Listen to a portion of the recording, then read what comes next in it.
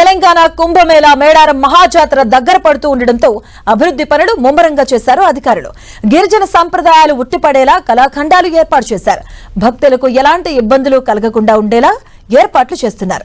ఈసారి ఒకే వరుసలో సమ్మక్క సారక్క గోవిందరాజు పగిడిగిద్దరాజు గద్దెలను ఏర్పాటు చేస్తున్నారు.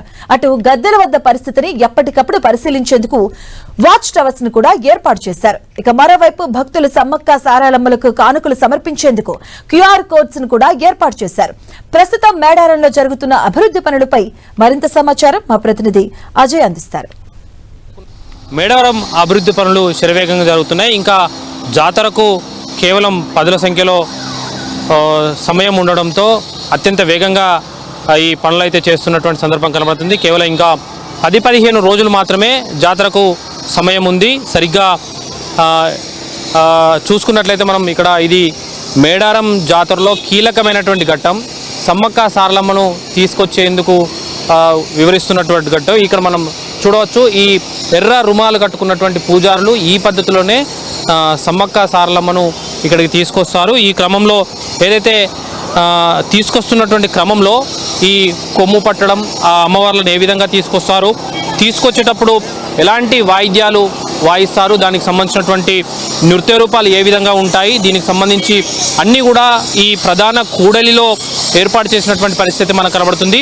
మనం ఎదురుగా వస్తున్నటువంటి రహదారి ఏదైతే ఉందో ఈ దారిలోనే చిలకలగుట్ట నుండి సమ్మక్కను గద్దెలపైకి తీసుకొస్తారు. ఈ క్రమంలో ఈ ఏరియా అంతా కూడా పబ్లిక్తో పూర్తి స్థాయిలో నిండిపోయి ఉంటుంది. అందుకు కావలసినటువంటి ఏర్పాట్లను రహదారులను కూడా అభివృద్ధి చేస్తున్నటువంటి సందర్భం అయితే మనం చూడవచ్చు.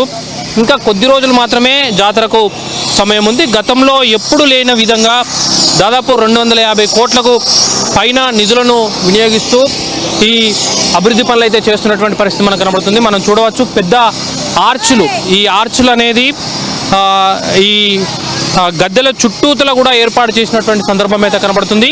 ఈ ఆర్చుల పైన కూడా ఏదైతే కోయ సంబంధించినటువంటి నృత్య రూపకాలు, వాళ్ళు వినియోగించేటువంటి వస్తువులు, సాంప్రదాయబద్ధంగా వినియోగించేటువంటి సింబల్స్ అన్నీ కూడా ఇక్కడ పొందుపరిచినటువంటి సందర్భం అయితే మనకు కనబడుతుంది. ఈ ప్రధాన గేట్ నుండి లోనికి వెళితే మనం ఈ ప్రధాన ఆర్చ్ నుండి లోపలికి వెళ్తే మరొక ఆర్చ్ వస్తుంది. అది రెండో ఆర్చు. ఆ ఆర్చ్ దాటే ఉంటే మనం గద్దెల వద్దకు వెళ్ళేందుకు అవకాశం ఉంటుంది. గతంలో 2 పక్కపక్కన గద్దెలు ఉండేది.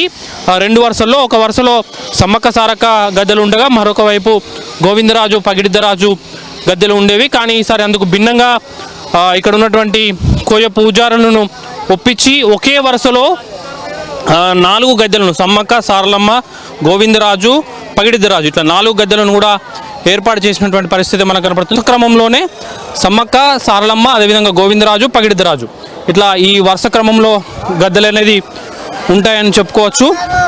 అయితే ఈ క్రమంలో గద్దెలు ఏర్పాటు చేయడం, ఈ వరుస క్రమంలో ఏర్పాటు చేయడం అనేది మొదటిసారి అని చెప్పుకోవచ్చు. గతంలో ఇంతకుముందు డిస్కస్ చేసినట్టు పక్కపక్కకు గద్దెలు ఉన్నటువంటి పరిస్థితి కనబడుతుంది.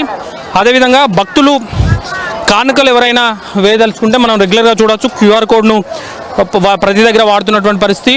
ఈ విధంగానే సమ్మక్క సారమ్మ జాతరలో కూడా మేడారం జాతరలో QR కోడ్ను వినియోగించి అమ్మవార్లకు కానుకలు వేసే విధంగా కూడా ఏర్పాట్లు చేయడం జరిగింది.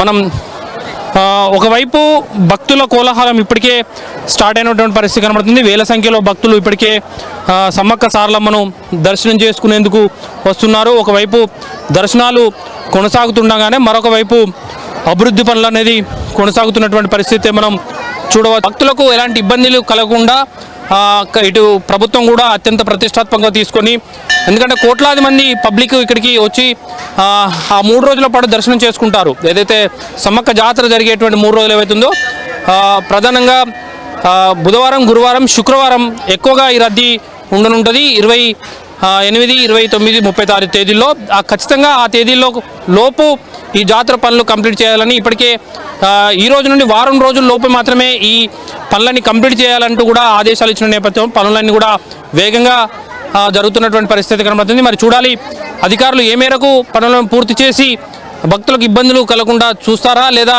మళ్ళీ గతంలో ఇబ్బందులు పడ్డట్టే పడతారా అనేది మాత్రం చూడాల్సిన అవసరం ఉంది. ప్రభుత్వం మాత్రం ప్రతిష్టాత్మకంగా తీసుకొని మేడారం జాతరకు వచ్చేటువంటి భక్తులకు ఇబ్బందులు కలగకుండా ఏర్పాట్లు అయితే చేస్తున్నటువంటి పరిస్థితి కనబడుతుంది. కెమెరామెన్ సదనంతో అజయ్ 10 టీవీ మేడారం నుండి. ఈ సింబల్స్